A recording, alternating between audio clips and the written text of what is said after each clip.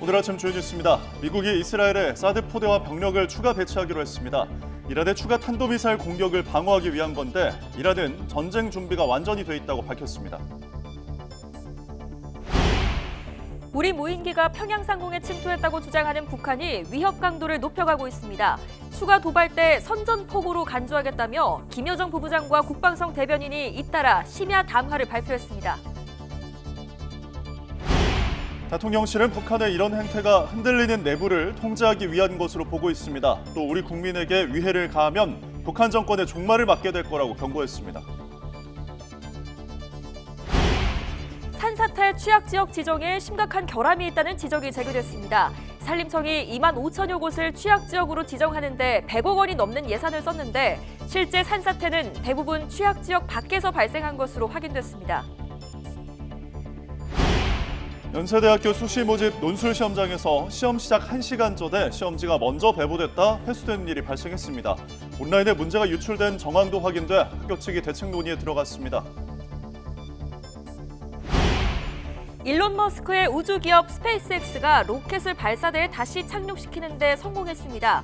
1단 추진체가 발사대에 되돌아오면 로켓 재사용 비용과 시간이 크게 단축될 것으로 보입니다. 시청자 여러분 안녕하십니까? 월요일 아침 뉴스타트 2부 시작합니다. 네, 미국이 이스라엘에 고고도 미사일 방어 체계 사드 포대와 운용 병력을 배치합니다.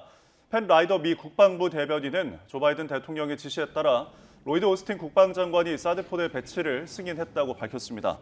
이번 조치는 이스라엘 방어를 위한 미국의 철통 같은 공약을 보여주며 이란의 추가 탄도미사일 공격을 방어하기 위한 거라고 라이더 대변인은 설명했습니다. 아바스 아락치 이란 외무장관이 전쟁 상황에 완전히 대비하고 있다고 밝혔습니다. 아락치 장관은 현지 시간 13일 이라크 바그다드에서 푸아드 후세인 이라크 외무장관과 연 공동 기자회견에서 우리는 전쟁을 두려워하지 않지만 평화를 원한다며 이같이 말했습니다. 이어 가자지구와 레바논의 정의로운 평화를 위해 노력할 것이라고 덧붙였습니다. 후세인 장관도 이란으로 확산하는 중동 전쟁에 반대한다며 이스라엘이 이라크의 영공을 사용하는 것은 절대로 용납할 수 없다고 강조했습니다. 네, 우리나라의 무인기가 평양 상공을 침투했다고 주장하고 있는 북한이 위협 수위를 한층 높이고 있습니다. 북한 국방성 대변인은 담화를 통해 무인기 도발에 한국 군부 세력이 가담한 것으로 판단하고 있다며 무인기가 다시 한번 출현하면 선전포고로 여기고 우리의 판단대로 행동하겠다고 발표했습니다. 김정은 국무위원장의 동생인 김여정 노동당 부부장도 별도의 담화를 내고 우리 정부에 재발 방지 대책을 마련하라고 요구했습니다. 국방부는 북한 김여정 노동당 부부장이 내놓은 담화 내용에 대해 반성은커녕 우리 국민까지 겁박하려는 적반하장의 행태를 보이고 있다고 강력히 비판했습니다. 국방부는 입장문을 내고 만약 북한이 우리 국민 안전에 위해를 가한다면 그날이 바로 북한 정권의 종말이 될 거라며 이같이 밝혔습니다. 이어 북한은 군사정찰위성 발사 실패를 포함한 거듭된 실정을 만회하기 위해 오물과 쓰레기 풍선을 살포해놓고 이를 대북 풍선 부양의 원인이 있는 것처럼 책임을 전가하고 있다고 지적했습니다. 산림청의 산사태 취약지역 지정에 심각한 결함이 있다는 지적이 제기됐습니다. 국회 농림축산식품해양수산위원회 윤준병 의원이 산림청에서 받은 자료를 보면 최근 4년간 발생한 산사태 4,908건 가운데 산사태 취약지역에서 난 경우는 7%인 338건으로 나머지 93%가 넘는 4,507건이 취약지역이 아닌 곳에서 발생을 했습니다. 특히 지난해 산사태 2,410건 중 취약지역에서 발생한 건은 단 73건으로 3%에 불과했습니다. 산림청은 2021년부터 지난달까지 산사태 실태 조사를 벌여 전국 25,639곳을 취약지역으로 지정을 했고 여기에 사용된 예산은 100억 원이 넘습니다. 연세대학교 수시 모집 논술 전형 시험 시작 직전 일부 수험생이 온라인을 통해 문제를 유출한 정황이 확인돼 학교 측이 대책 마련에 나섰습니다. 그제 수험생이 모인 온라인 커뮤니티에는 연세대 자연계열 논술 고사장 한 곳에서 문제지를 예정보다 일찍 나눠줬다가 회수했고 그 사이에 문제 내용이 담긴 글이 게시됐다는 글이 여럿 올라왔습니다. 이와 관련해 연세대는 한 고사장에서 시험 시작 시각인 오후 2시보다 1시간 정도 빠른 오후 12시 55분쯤에 문제지가 배부된 것으로 파악됐다고 밝혔습니다. 일론 머스크의 우주기업 스페이스X가 개발한 대형 우주선 스타쉽의 1단 추진체가 세계 최초로 발사장으로 되돌아와 추직 착륙하는 데 성공했습니다. 스타쉽은 현지 시간 13일 오전 7시 25분 미국 텍사스주 남부 보카치카 해변 스타베이스에서 발사됐으며 6분 55초 만에 되돌아온 1단 추진체를 발사대 상단의 로봇팔이 붙잡았습니다. 스페이스X의 다른 로켓 팔컨 9도 1단 추진체를 재사용하지만 발사대가 아니라 몇 킬로미터 떨어진 별도의 착륙장에 내려옵니다. 일단 추진체가 발사대에 바로 되돌아오면 재사용 시간과 비용을 크게 단축할 수 있을 것으로 기대됩니다.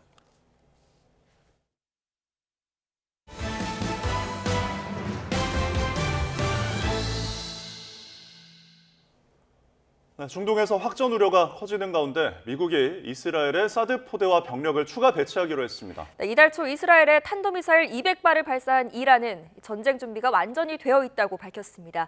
황보선 기자입니다. 미국 국방부가 고고도 미사일 방어체계 사드 포대와 병력을 이스라엘에 추가로 배치한다고 발표했습니다. 대통령 지시에 따라서 국방부 장관이 이를 승인했습니다. 이란이나 이란 연계 민병대 공격으로부터 이스라엘 방어를 지원하기 위한 조정이라는 겁니다. Why did you decide to give the permission for the THAAD to be deployed in Israel? To defend Israel. 아바스 아락치 이란 외무장관은 이런 결정이 미군 장병의 생명을 위험에 빠뜨리고 있다고 경고했습니다.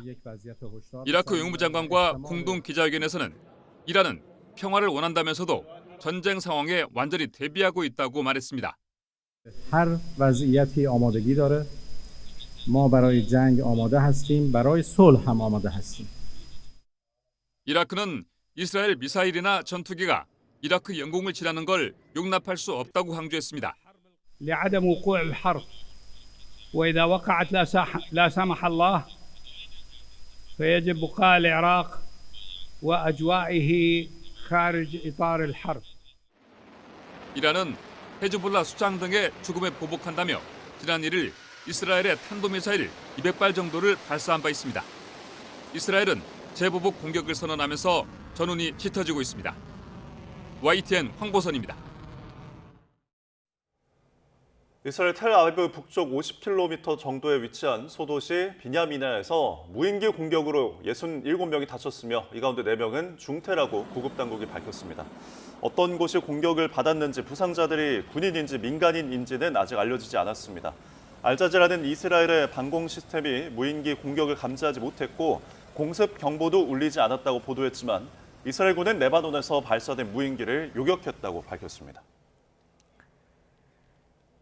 레바논 남부 전통시장과 모스크 등이 공습으로 파괴된 가운데 이스라엘은 20여 개 마을에 추가로 소개력을 내렸습니다. 현지 시간 12일 이스라엘의 공습으로 나바티에의 전통시장이 완전히 파괴됐으며 13일에는 국경 근처 마을의 모스크, 시아파 거주지가 폭격을 받았습니다. 이스라엘군은 현지 시간 13일 레바논 남부 20여 개 마을 주민을 상대로 안전을 위해 이스라엘과 레바논의 국경에서 북쪽으로 50여 킬로미터 떨어져 있는 아왈리강 이북으로 대피할 것을 경고했습니다. 미국 대선을 이제 3주가량 앞두고 트럼프의 지지율 상승세로 해리스와의 격차가 더욱 줄어들고 있다는 여론조사 결과가 나왔습니다. 이런 가운데 해리스와 바이든 측근들 간의 불화설도 불거졌습니다. 워싱턴에서 권준기 특파원입니다. 해리스 부통령은 최근 허리케인 피해를 입은 노스캐롤라이나에서 교회를 방문했습니다. 허리케인 피해 복구를 위한 지원을 약속하면서 각종 음모론을 편 트럼프 전 대통령에 대해서도 날을 세웠습니다. And I think sadly, frankly, the motives are quite transparent. To gain some advantage for themselves. To play politics with other people's heartbreak, and it is unconscionable. 미국 극우 복음주의 개신교 단체는 워싱턴 DC에서 대규모 집회를 열고 트럼프 전 대통령의 당선과 미국의 구원을 기도했습니다. 트럼프 전 대통령은 민주당 텃밭인 캘리포니아 주에서 외연 확장을 시도했습니다. We become the party of common sense. You know, we call it common sense. We're conservative. Who the hell knows? We might even be a little bit liberal, but you know what? We have common sense. We have common sense. 해리스와 트럼프의 전국 지지율은 2%포인트 차이로 여전히 박빙인 것으로 나타났습니다. 지난달 TV 토론 직후에 비해 격차가 줄어들며 결과 예측을 더욱 어렵게 만들었습니다. 뉴욕타임스는 전통적인 민주당 지지층인 히스패닉계의 해리스 지지율이 위험할 정도로 낮다고 보도했습니다. 오바마 때 70%에 달한 지지율이 지금은 56%로 떨어졌다는 겁니다. 반면 트럼프는 강경한 불법 이민 메시지에도 히스패닉계 지지율이 2016년 28%에서 최근 37%로 오른 것으로 집계됐습니다. 이런 가운데 바이든과 해리스 측근들 간의 불협화음이 심화하고 있다는 언론 보도도 나왔습니다. 바이든 측은 재선 포기를 여전히 아쉬워하고 해리스 측은 백악관의 미지근한 협조가 서운하다며 대선을 코앞에 두고 양측 간 긴장이 고조되고 있다고 악시오스는 전했습니다. 워싱턴에서 YTN 권중기입니다. 도널드 트럼프 전 미국 대통령이 재임 시절 한국과 훌륭한 거래를 했다며 방위비 분담금 협상을 유리하게 이끌었다는 취지의 주장을 했습니다. 트럼프 전 대통령은 폭스뉴스 인터뷰에서 자신은 일본과 훌륭한 거래를 했다고 말한 뒤 한국과도 훌륭한 거래를 했다고 언급했습니다. 그러면서 한국에 4만 명의 미군이 주둔해 있는데 그들은 위험한 상황을 무릅쓰고 있다는 점을 말했다고 덧붙였습니다. 이는 방위비 분담금 등 한국과의 협상에서 북한 리스크를 감수하고 한국에 주둔 중인 주한 미군을 지렛대로 삼았다는 것을 시사한 발언으로 해석됩니다. 우리의 무인기가 평양 상공에 침투를 했다고 주장하는 북한이 위협의 강도를 높이고 있습니다. 인민군 총참모부가 전방부대 사격 준비 태세를 지시한 데 이어서 국방성 대변인은 추가 도발 때 선전포고로 간주하겠다는 심야 담화까지 발표를 했습니다. 이형원 기자입니다. 북한은 하루가 멀다고 위협적인 발언을 쏟아내고 있습니다. 이번에는 무력 충돌까지 전제하며 수위를 더 높였습니다. 조선중앙통신은 북한인민군 총참모부가 지난 12일 국경선 부근 포병연합부대 등의 완전 사격 준비 태세를 지시했다고 보도했습니다. 그제 김여정 부부장이 사태가 재발하면 참변이 일어날 거라고 경고한 지 하루가 채 지나기도 전에 작전 예비 지시를 한 겁니다. 구체적으로 전시정원 편제대로 완전 무장한 8개 포병여단을 사격 대기 태세로 전환하고 여러 작전 보장 사업을 완료하라는 내용이 담겼습니다. 특히 한국 무인기가 국경을 또 넘을 때를 대비해 대상물을 타격하고 무력 충돌로 번질 상황까지 가정해 각급 부대의 철저한 대처 마련도 주문했습니다. 또 감시 경계 근무를 강화하고 평양에는 감시 초소를 증강했습니다. 통신은 수도 평양에 대한 대한민국의 중대한 주권 침해 도발 행위로 일촉즉발의 엄중한 군사적 긴장 사태가 조성되고 있다고 전했습니다. 이 같은 총참모부 발표 1시간 뒤 김여정 부부장은 재발 방지 대책 마련을 요구하는 별도 담화를 냈습니다. 국방성 대변인도 거들었습니다. 무인기 도발에 한국 군부 세력이 가담한 것으로 판단한다며 무인기가 다시 한번 출현하면 선전포고로 여기고 우리 판단대로 행동하겠다고 엄포를 놓은 겁니다. 앞서 우리 군은 북한이 위해를 가하면 북한 정권의 종말이 될 거라고 응수하면서도 무인기가 평양 상공에 침투했는지는 확인해 줄 수 없다는 전략적 모호성을 고수하고 있습니다. YTN 이영훈입니다. 신원식 국가안보실장은 북한이 한국 무인기가 평양 상공에 침투했다고 보도한 데 대해 내부 통제용이라고 밝혔습니다. 신 실장은 방송에 출연해 북한이 남한의 무인기 침투를 대대적으로 선전하는 것과 관련해 체제 위협을 확대 강조해서 내부를 통제하는 데 이점이 있다고 판단한 거라고 말했습니다. 이어 그만큼 북한의 내부가 흔들린다는 방증이며 도발을 위한 명분 쌓기를 겸하면서도 흔들리는 북한 내부를 통제하기 위한 거라고 거듭 강조했습니다. 북한의 대남 쓰레기 풍선 살포가 계속되는 가운데 일부 풍선에 위치 추적 장치 GPS가 탑재된 사실이 확인됐습니다. 북한이 풍선 위치를 활용해서 고의로 공격을 시도할 수도 있다는 우려가 나오고 있는데요. 우리 군 당국은 기술적으로 가능한지를 분석하고 있습니다. 김대겸 기자입니다. 북한이 날려보낸 쓰레기 풍선이 서울 여의도 국회 상공을 날아다닙니다. 잠시 뒤 화약이 터지며 공중에서 쓰레기 더미가 흩뿌려집니다. 지난 5월 오물풍선으로 시작된 북한 도발은 이렇듯 발열 타이머를 장착해 정해진 시간이 되면 적재물을 실은 봉지를 터뜨리는 방식이었습니다. 이 때문에 군 당국은 주로 낙하 과정에서 발생할 인명피해나 화재 위험성을 주시해왔습니다. 쓰레기 풍선에 부착된 발열 타이머가 적재물을 분리시키는 과정에서 열선을 작동시키는데 주변에 불에 붙는 물질이 있을 경우엔 화재를 일으킬 수도 있습니다. 그런데 군이 걷어들인 쓰레기 풍선에서 위치 추적 장치 GPS가 탑재된 사실이 확인됐습니다. 재원 부족으로 일부 풍선에만 달린 것으로 알려졌는데 군 당국은 북한이 이동 경로를 들여다보면서 경험과 자료를 축적해 나가는 것으로 보고 있습니다. 특히 북한이 원하는 특정 지점에서 낙하물을 투하할 수 있는지가 주요 분석 대상입니다. 그동안 용산 대통령실이나 정부 서울청사, 국회 등에 쓰레기 풍선이 떨어졌다는 점을 고려할 때 북한이 GPS가 달린 풍선을 공격 용도로 활용할 가능성도 배제할 수 없게 된 겁니다. 단순히 쓰레기 풍선이 그곳에 도달하는 것은 뭐 큰 문제가 없을 수도 있지만, 그러나 그 풍선에 달린 봉투 속에 예를 들어서 폭탄이라든지 또는 화학물질이라든지. 군 관계자는 북한이 GPS를 활용한다 하더라도 풍향 등 기상 극복에 한계가 있겠지만 풍선 부양 기술 발전 가능성을 계속 추적하고 있다고 설명했습니다. 북한이 지난 5월부터 날려보낸 대남 쓰레기 풍선은 모두 6천여 개에 달하는데 앞으로도 도발은 계속 이어질 가능성이 큽니다. 이에 따라 군 당국은 예상치 못한 피해 발생에 촉각을 곤두세우고 있습니다. YTN 김대겸입니다. 지난 2011년 서울 우면산 산사태 이후 산림청은 피해를 막기 위해 산사태 취약 지역을 지정해서 관리하고 있습니다. 하지만 인명은 물론 또 큰 재산 피해로 이어지는 산사태는 매년 반복되고 있는데요. 100억 원을 넘게 들인 산사태 취약 지역 관리 정책이 도마 위에 올랐습니다. 홍성우 기자가 취재했습니다.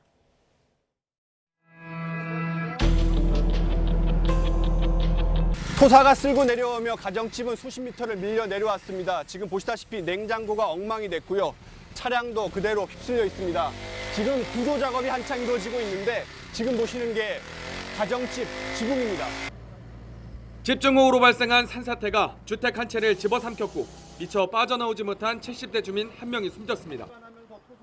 산사태가 발생한 현장입니다. 토사물과 뿌리째 뽑힌 나무가 주택과 마을을 잇는 도로를 덮쳤습니다. 현장은 말 그대로 쑥대밭으로 변했습니다. 지난 2022년 8월 강원도 횡성 청일면과 둔내면에서 발생한 산사태.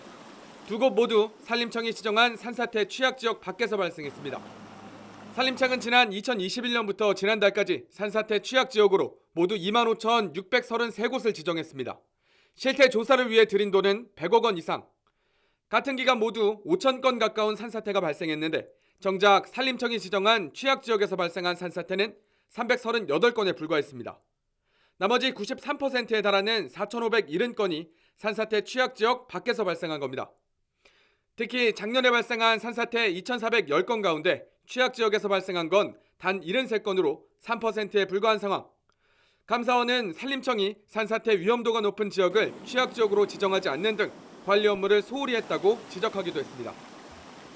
정부에서 관리하고 있는 위험 지역이 잘못 선택되거나 관리되고 있다는 반증이기도 합니다. 이러한 내용들이 잘 관리돼야 될 필요가 있습니다.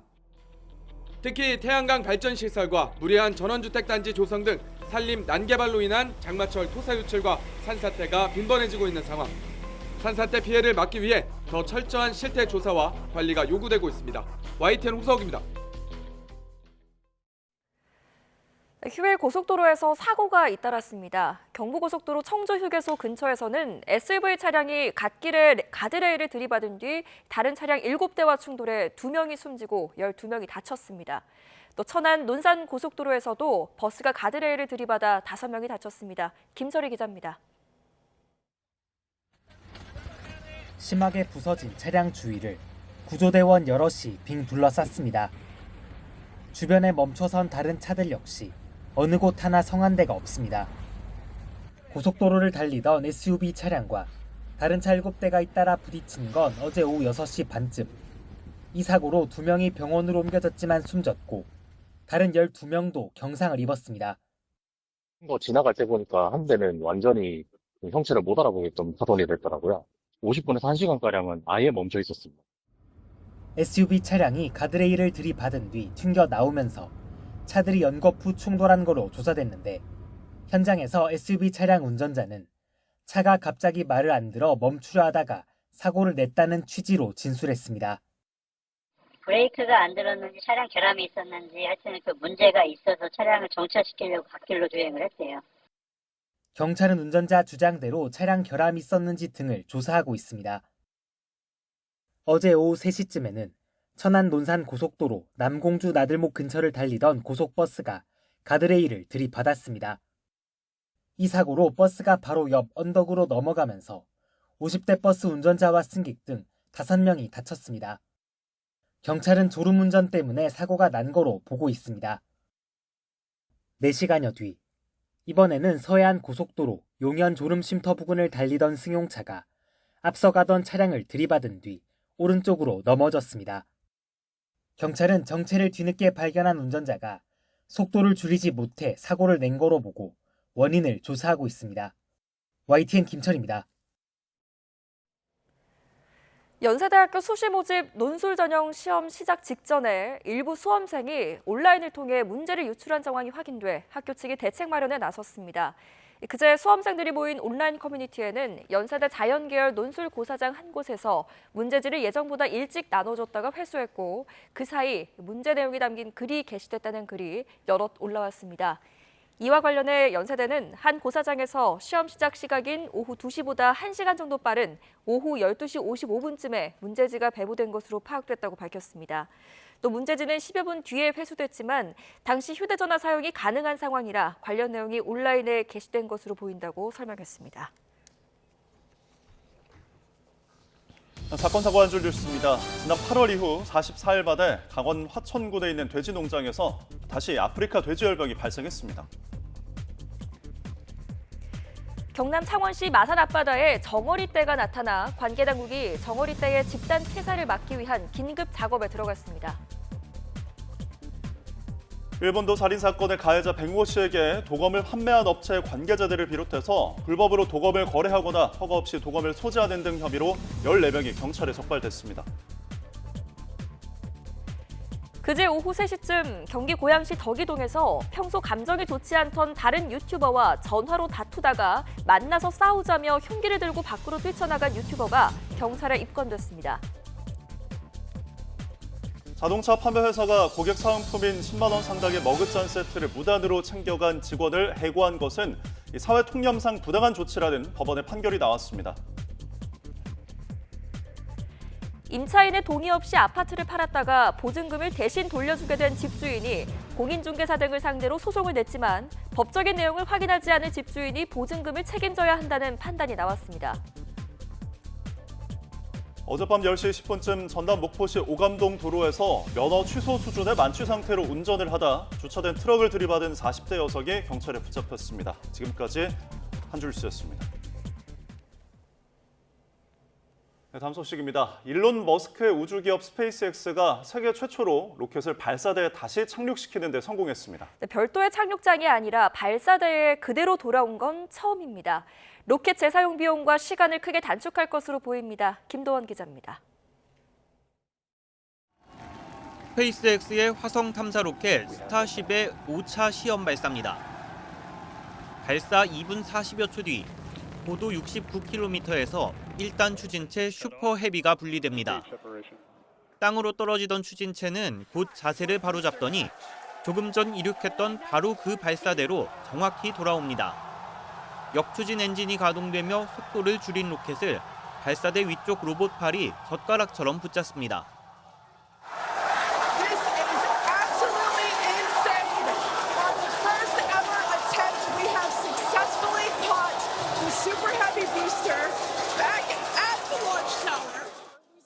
스페이스X는 이미 1단 추진체를 재사용하고 있지만 지금까지는 발사대가 아니라 별도의 착륙장으로 되돌아왔습니다. 로켓이 발사대에 바로 착륙하면 재사용 시간과 비용을 크게 줄일 수 있습니다. 추진체에 실려 발사된 우주선 스타쉽도 66분 뒤 인도양의 목표 수역에 예정대로 낙하했습니다. 스타쉽은 미국 나사의 유인 달 탐사 계획 아르테미스에 사용될 예정이며 궁극적으로 화성 탐사에 쓰일 계획입니다. 스페이스X를 설립한 일론 머스크는 인류가 여러 행성에서 살기 위한 큰 진전을 이뤘다고 자평했습니다. YTN 김도원입니다. 월요일 아침 출근길 전국 하늘에 먹구름이 가득합니다. 충청 이남을 중심으로는 비 소식이 있어 우산 챙기셔야겠는데요. 비는 남부와 제주도에서 시작돼 오전에는 충청 지방까지, 오후에는 경기 남부와 강원 남부까지 확대되겠습니다. 내일까지 경남 남해안에 최고 80mm 이상, 그 밖에 남부와 제주도에도 최고 40에서 60mm의 비가 예상되고요.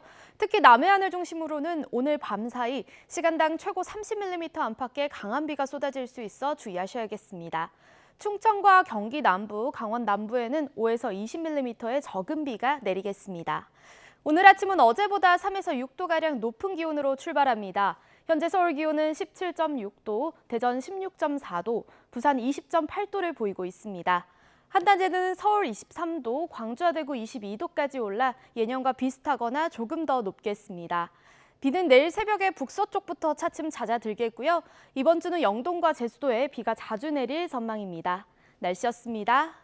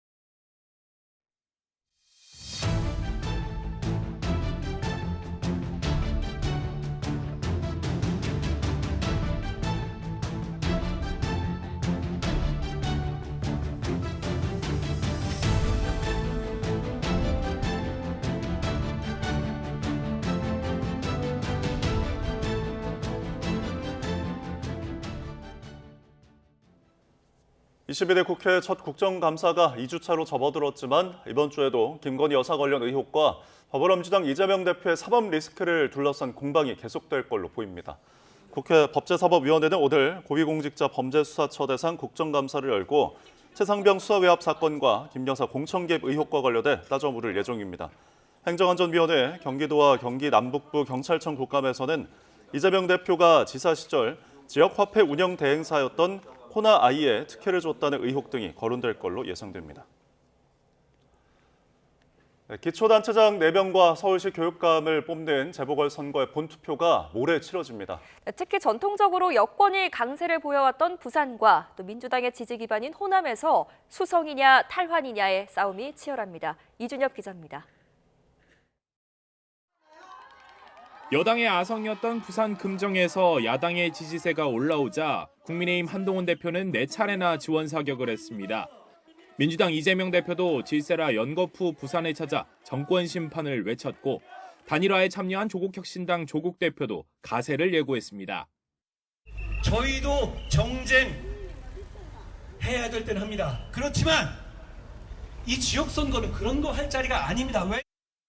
아직도 자신이 왜 총선에서 심판받았는지를 모르면 이번 기회에 2차 심판을 반드시 해야 합니다.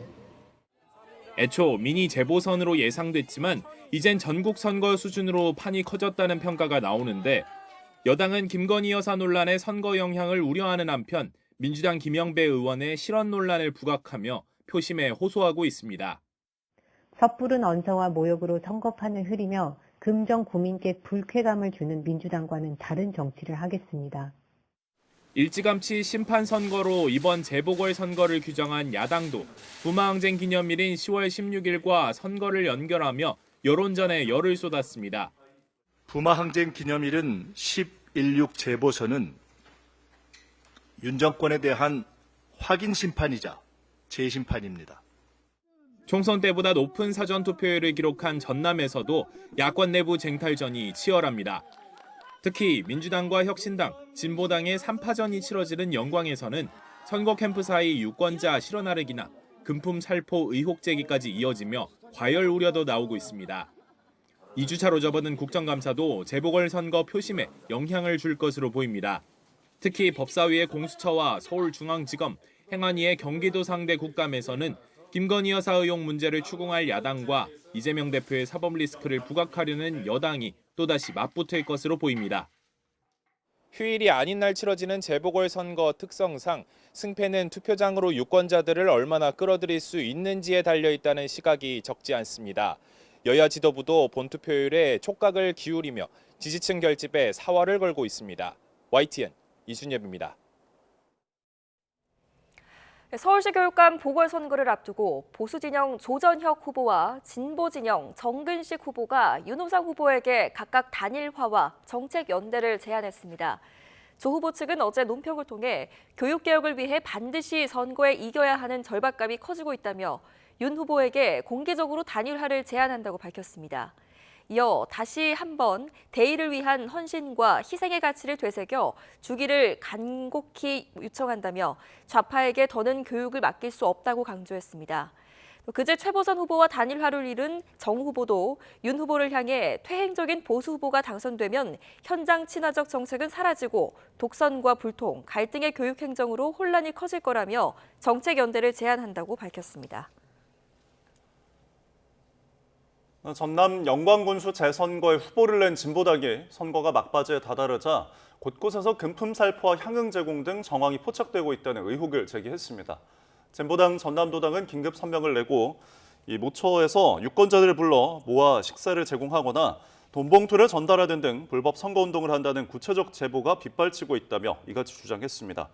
이어 전남도당은 72시간 철야 공정선거 감시단을 운영하겠다면서 다른 후보들을 향해 불법 금품 살포를 중단하라고 촉구했습니다. 검찰이 김건희 여사의 도이치모터스 주가 조작 의혹과 관련해 이번 주 수사 결과를 발표할 걸로 보입니다. 그동안 증거 부족으로 김 여사를 불기소 처분할 거란 전망이 우세했는데 최근 여당에서도 기소를 압박하는 모양새라 검찰의 막판 고심은 깊어지고 있습니다. 권준수 기자가 취재했습니다. 4년 넘게 김건희 여사의 도이치모터스 주가 조작 연루 의혹을 수사해온 검찰이 이번 주 최종 결과를 발표할 것으로 보입니다. 검찰은 지난 7월 김 여사를 직접 조사한 데 이어 김 여사 모친 최은순 씨 등 전주 90여 명도 전수조사하며 수사를 사실상 마무리했습니다. 김 여사처럼 계좌를 빌려준 전주 손모 씨가 방조 혐의로 유죄를 선고받은 항소심 판결문에 대한 분석도 마쳤습니다. 애초 수사팀은 김 여사에 대한 불기소 처분에 무게를 실어온 것으로 알려졌습니다. 김 여사가 직접 주가 조작에 관여했거나 주가 조작 사실을 알고 있던 것으로 볼 증거나 진술을 확보하지 못했다는 겁니다. 증거만으로, 이 내용만으로 충분히 기소가 가능하다면 왜 처리를 못했을까? 그 이유가 틀림없이 있을 건데 그게 지금 수사를 하고 있는 사람들도 똑같은 고민을 하고 있지 않을까 이런 생각을 합니다. 하지만 최근 김 여사와 공범 등의 진술이 공개되며 의심이 다시 커진 데다 김 여사 공천 개입 의혹 등으로 여론 압박이 이어지며 막판 고심이 깊어졌습니다. 야당은 물론 여당에서까지 기소 필요성을 시사하는 발언이 이어지는 것도 검찰로서는 부담입니다. 국민이 납득할 만한 결과를 내놔야 한다라고 생각합니다. 검찰 안팎에선 오는 18일로 예정된 중앙지검 국정감사 전에는 최종 처분 결과를 발표할 거란 관측인데 어떤 결론이 나오더라도 논란은 이어질 것으로 보입니다. YTN 권준수입니다. 네, 오늘의 경제 일정입니다. 고려한 경영권을 확보하기 위한 영통과 BNK 파트너스의 공개 배수가 한 달여 만인 오늘 종료됩니다. 관심은 BNK 측이 고려한 지분을 얼마나 확보하느냐로 시장에서는 한 자릿수대 지분을 확보할 것으로 보고 있습니다. 네, 오늘 한국전력공사와 한국수력원자력 등에 대한 국회 국정감사가 열립니다. 한전은 전기요금 현실화가, 또 한수원은 체코 원전 사업 설계 최대 쟁점이 될 것으로 보입니다. 한국은행도 오늘 국정감사를 받습니다. 한국은행이 이달 금융통화위원회에서 그중금리 인하를 단행한 가운데 추가 금리 인하에 대한 질의가 나올 걸로 보입니다. 배달앱 수수료 인하 방안을 찾기 위해 출범한 상생협의체가 오늘 7차 회의를 열고 합의를 시도합니다. 배달앱 운영사와 입점업체가 이견을 좁히지 못하고 있는 가운데 정부의 계획대로 이달 안에 합의안이 도출될 수 있을지 주목됩니다. 네, 일하는 여성들에게 정부의 임신 출산 지원 제도는 중요한 버팀목이죠. 그런데 이 사업체를 운영하는 여성들은 임신이나 출산을 해도 아무 지원도 받지 못하는 경우가 있습니다. 이런 사각지대 보완이 필요하다는 목소리가 나옵니다. 신규혜 기자입니다. 직원 3명과 함께 사회적 기업을 운영하고 있는 이철엄 씨. 얼마 전 임신 사실을 알고 출산 전 지원 제도를 알아봤다가 크게 실망했습니다. 근로자가 아니라 고용주라는 이유로 받을 수 있는 지원이 없었기 때문입니다. 고용보험 측이나 여성기업이나 사회적 기업이나 이런 데다 좀 문의를 드렸죠. 이제 고용보험이 있고 직원이 있는 형태면 이제 지원이 어렵다. 현행법상 고용보험에 가입된 여성 근로자는 출산휴가와 급여를, 고용보험에 가입돼 있지 않은 경우 별도 신청을 통해 지원을 받을 수 있지만 여성 기업인들은 사정이 다릅니다. 1인 기업의 경우 보조 인력과 출산 급여가 나오지만 2인 이상 사업체를 운영한다면 출산을 앞뒀어도 지원 제도가 없습니다. 중소벤처기업부는 지난 2020년 말 여성기업 활성화 촉진 계획을 발표하면서 출산급여 지급 대상 확대를 목표로 내세웠지만 사각지대가 여전한 겁니다. 직원이 있고 고용보험을 한다고 해서 사실 사업체가 엄청난 흑자다라고는 할 수도 없고 다 똑같은 소상공인이거든요. 이게 꼭 금전적인 지원만은 아니라 조금 더 정책을 전체를 돌아봐 주셨으면 좋겠다는 마음에서. 전문가들도 정부가 청년 창업을 장려하는 것에서 더 나아가 성별에 따라 창업을 망설이게 하는 환경이 있다면 개선해야 한다고 지적합니다.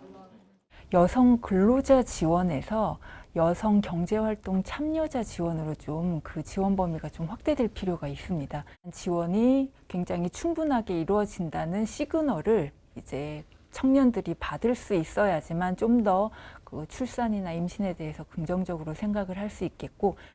여성 기업인이 운영하는 업체는 꾸준히 늘어 지난 2021년 300만 개를 넘었고 1인 기업을 제외하더라도 60만 개가 넘습니다.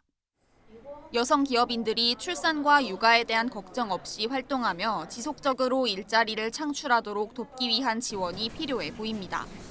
YTN 신계입니다. 금융당국이 전세 정책 대출에 총부채 원리금 상환 비율 DSR 규제를 적용하는 방안을 검토하고 있습니다. 이를 위해 은행권에 전세 정책 대출의 수도권과 비수도권, 소득 수준별 DSR 산출을 정교화해달라고 요청했습니다. 이와 함께 전세자금 대출 보증 비율을 하향 조정하는 방안도 검토 대상이 될 수 있습니다. 금융당국은 금리 인하에 따른 가계부채 증가 양상과 추이를 살피면서 은행들의 산출 자료를 바탕으로 가계부채 관리를 위한 추가 대책을 시행할 계획입니다. 네, 지난 56년 동안 우리나라 해역의 수온이 전체 지구 평균보다 2배 더 뜨거워진 것으로 나타났습니다. 특히 명태가 멸종되고 오징어마저 사라져가는 동해는 수온이 2도 가까이 올랐습니다. 최하영 기자입니다. 제주 앞바다에 핀 바다의 꽃 연산호가 축 늘어진 채 녹아내렸습니다. 올여름 역대급 폭염에 물이 차갑기로 유명한 동해안에선 양식어류가 무더기로 폐사했습니다. 전체 사용 미수 대비 3분의 1까지도 폐사가 날 우려가 있습니다. 현실적으로 지금 폐업을 지금 고려할 정도로 힘든 상황입니다. 지난 56년 동안 지구 표층 수온이 0.7도 오를 때 우리나라 해역은 1.44도 오른 것으로 나타났습니다. 지구 평균보다 2배 더 뜨거워진 겁니다. 특히 명태가 사라지고 오징어마저 씨가 말라가는 동해는 수온이 1.9도나 올랐습니다. 동해는 북부는 차가운 물, 남부는 따뜻한 물로 구성되어 있는데요. 그렇게 따뜻한 물과 차가운 물이 만나는 경계가 점점 북쪽으로 올라가면서 이런 수온 상승으로 우리나라 어종 지도도 바뀌고 있습니다. 명태와 오징어, 멸치, 고등어는 점차 사라지고 있는 반면 주요 난류성 어종인 방어와 전갱이, 삼치는 지난 40년 동안 어획량이 꾸준히 늘었습니다. 특히 올해는 수온이 28도 이상이면 내려지는 고수온 특보도 역대 최장 기간인 71일이나 이어졌습니다. 이에 정부도 부랴부랴 대책 마련에 나섰습니다. 고수온, 어족자원 변화 등 기후변화로 인한 수산 분야 영향이 본격화됨에 따라 이에 대한 종합 대책도 연내에 마련토록 하겠습니다. 국립수산과학원은 오는 2100년까지 우리나라 바다 수온이 1에서 4도 더 오를 것으로 예상했습니다. YTN 최아영입니다. 경기 불황으로 소비 심리가 위축된 요즘 식품업체들이 과거의 향수를 끌어내는 이른바 레트로 마케팅을 적극 활용하고 있습니다. 처음 출시됐을 때 포장을 그대로 구현한 한정판 제품들이 소비자들의 눈길을 끌고 있습니다. 황보희경 기자입니다. 1974년 첫 선을 보인 뒤 오랜 기간 인기를 끈 초코파이입니다. 지금과 달리 포장지가 투명합니다. 이 업체는 출시 50주년을 맞아 투명 포장 초코파이를 다시 내놓았습니다. 과자를 본 70대 소비자는 눈시울이 붉어지며 옛 추억을 떠올립니다. 군대 때 올랑 갔을 때 그래가지고 나트랑에 근무했거든. 그때 이걸 좀 나눠줬다고. 우리들 간식으로 먹으라고. 과거에 사랑받았다가 단종된 제품을 다시 내놓거나 포장을 똑같이 구현하는 이른바 레트로 마케팅이 최근 식품업계에서 활발합니다. 닭고기 전문 기업이 25년 전 출시한 공룡 모양 치킨은 어린이들에게 빠질 수 없는 밥반찬이었습니다. 몸은 훌쩍 자랐지만 그 맛을 기억하는 2030 세대를 겨냥해 당시 캐릭터가 들어간 제품을 새로 출시했습니다. 포장지 보니까 어릴 적에 사달라고 엄마한테 뗐었는데 그게 또 기억이 나네요. 그래서 집에 가서 또 한번 먹을 것 같아요. 40년 넘는 역사를 지닌 블루베리 맛 껌을 재판매하면서 옛 디자인을 복원한 제과업체도 있습니다. 이들 제품의 공통점은 모두 한정판이란 점입니다. 과거의 향수는 항상 그 어떤 안정감을 주거든요, 사람들한테. 그래서 향수 마케팅은 항상 불황기에 다시 반복되고 있죠.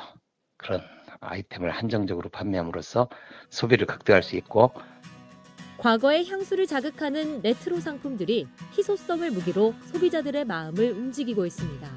YTN 황보혜경입니다. 최근 5년 동안 수능시험 부정행위가 해마다 200건 이상 적발된 것으로 확인됐습니다. 국회 교육위원회 소속 더불어민주당 진선미 의원이 교육부에서 받은 수능시험 부정행위 적발 현황 자료를 보면 최근 5년 동안 적발된 부정행위는 모두 1,174건으로 집계됐습니다. 연도별로 보면 2020학년도가 254건, 2021학년도 232건, 2022학년도 208건, 2023학년도 218건, 2024학년도 262건이었습니다. 강남 3구 출신 의과대학 신입생이 13%에 달하는 것으로 확인됐습니다.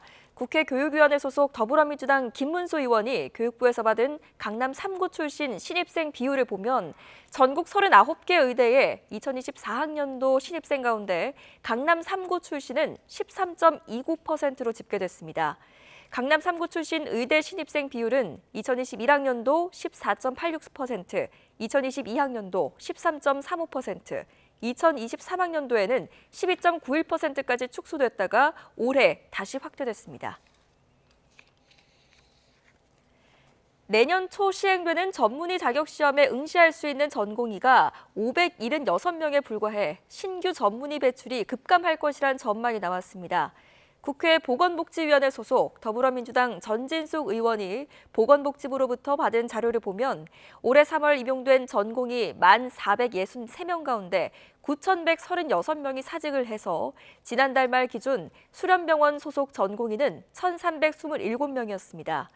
이 가운데 내년도 전문의 자격시험에 응시할 수 있는 수료 예정 고연차 전공의는 553명에 불과했고 올해 하반기 수련을 재개한 전공의 가운데 수료 예정 전공의 23명을 포함하면 자격시험 응시 가능 인원은 576명이었습니다. 대한의학회가 집계한 올해 전문의 자격시험 응시자 2,782명의 20.7%에 불과한 수준입니다. 20대 청년 30% 가까이는 국민연금을 폐지해야 한다고 생각한다는 조사 결과가 나왔습니다.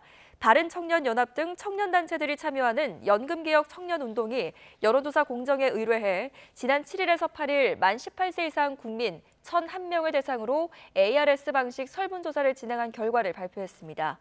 국민연금 폐지로는 만 18세에서 29세에서 29.4%, 30대에서 29%, 40대에서 31.8%, 50대 17.1%, 60대가 6.7%를 기록해 청년층의 국민연금 불신이 높은 수준인 것으로 확인됐습니다.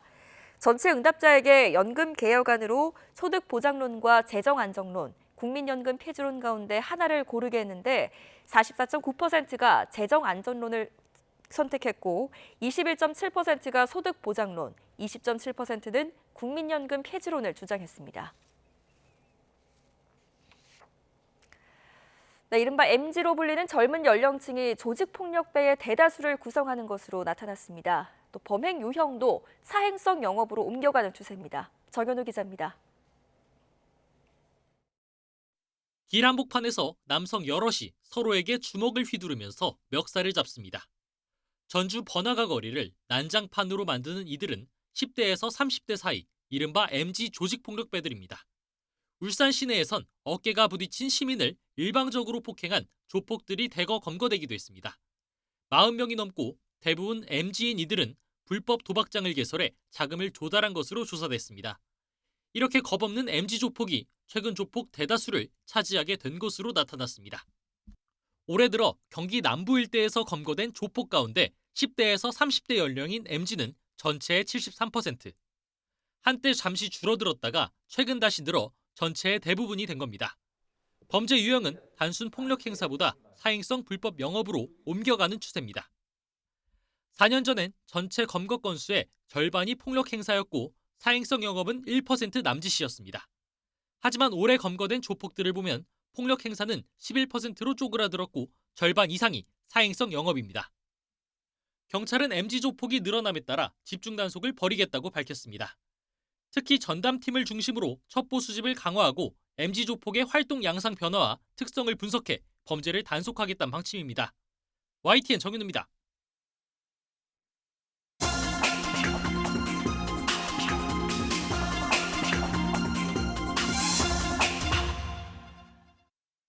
오늘의 글로벌 픽입니다. 전 세계를 휩쓸었던 K 콘텐츠 오징어 게임 시즌2 공개를 앞두고 뉴욕 맨해튼의 드라마 속 게임에 직접 참여할 수 있는 체험 공간이 열렸습니다.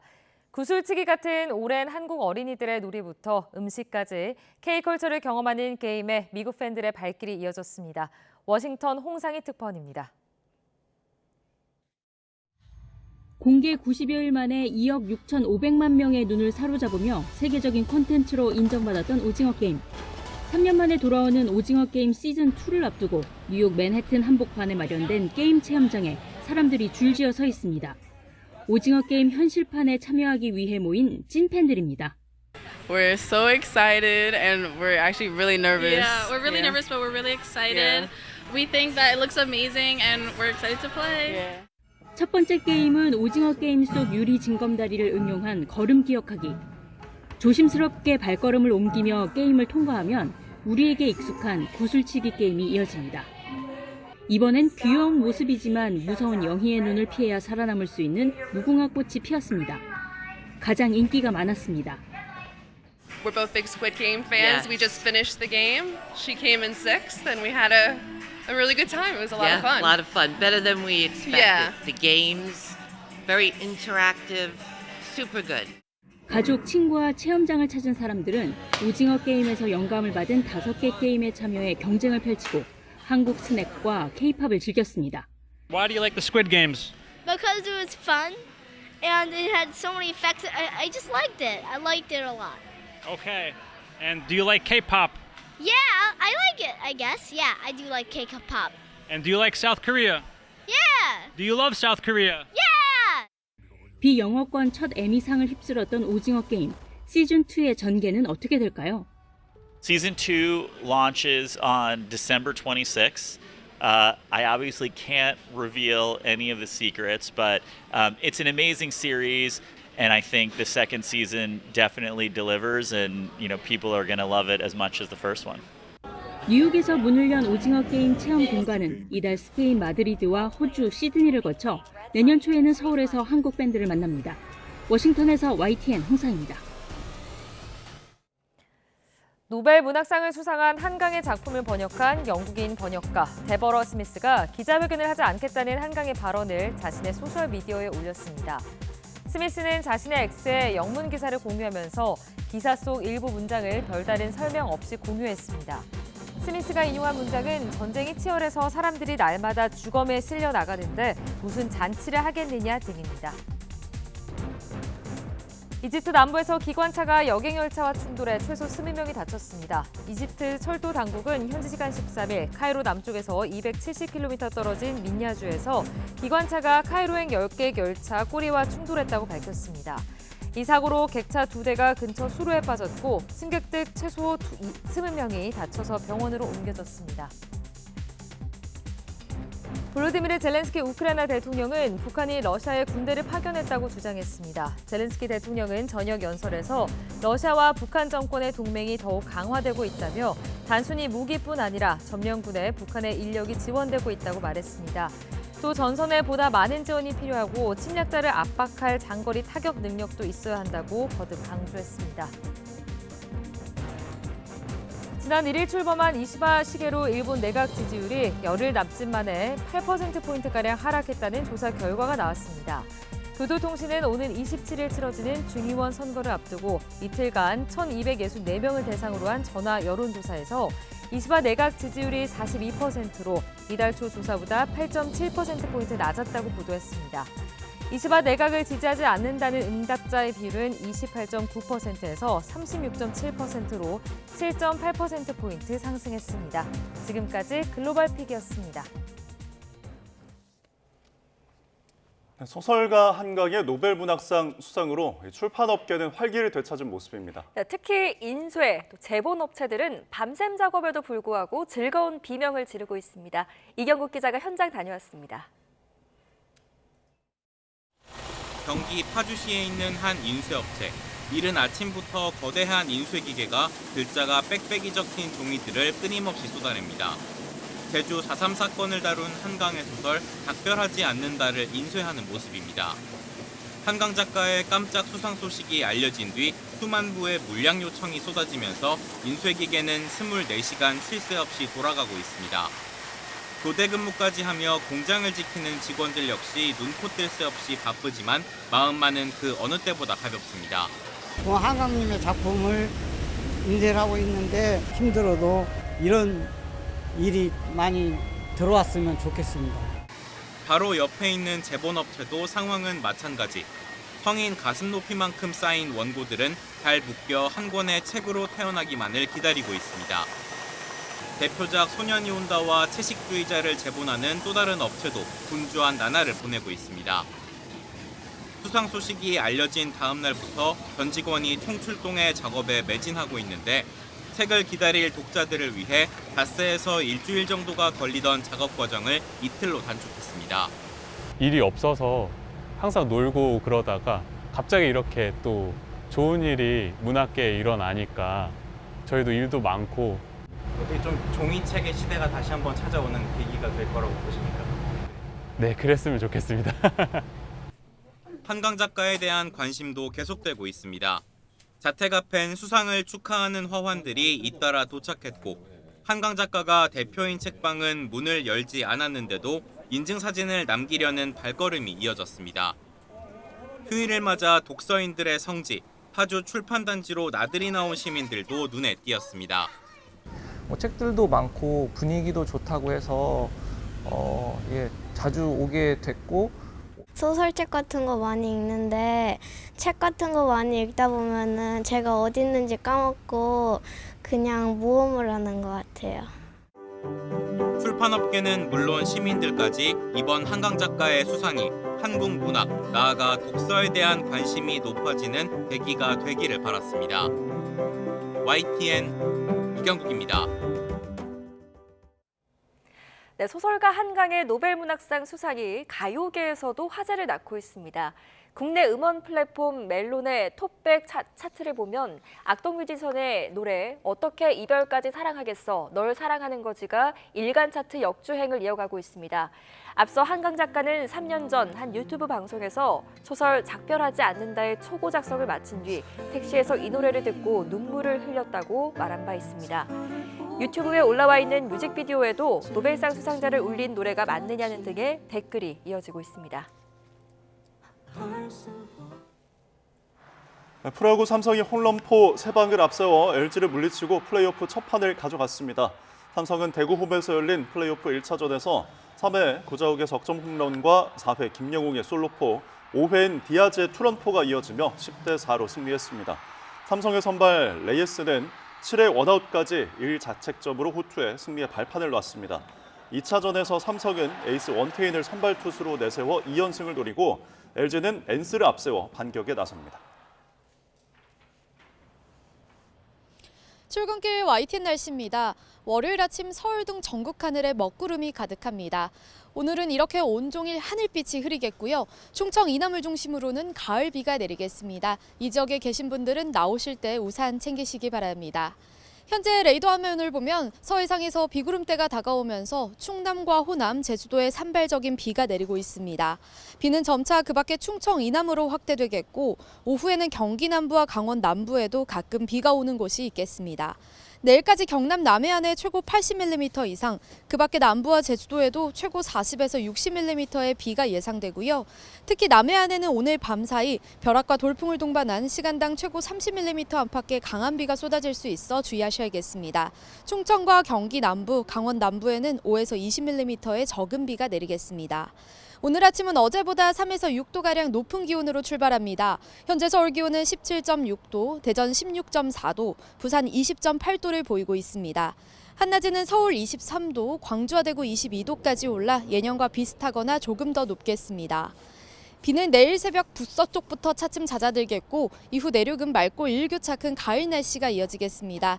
다만 주 후반에는 전국에 비가 내리겠고 북서쪽에서 찬 공기가 내려와 날씨가 부쩍 쌀쌀해질 전망입니다. 오늘과 내일 비가 내리는 지역에서는 평소보다 가시거리가 짧고 도로가 많이 미끄러울 것으로 보입니다. 보행자와 운전자 모두 교통안전에 각별히 유의하시기 바랍니다. 지금까지 YTN 원희다입니다. 네, 뉴스타트 3부 잠시 후에 이어집니다.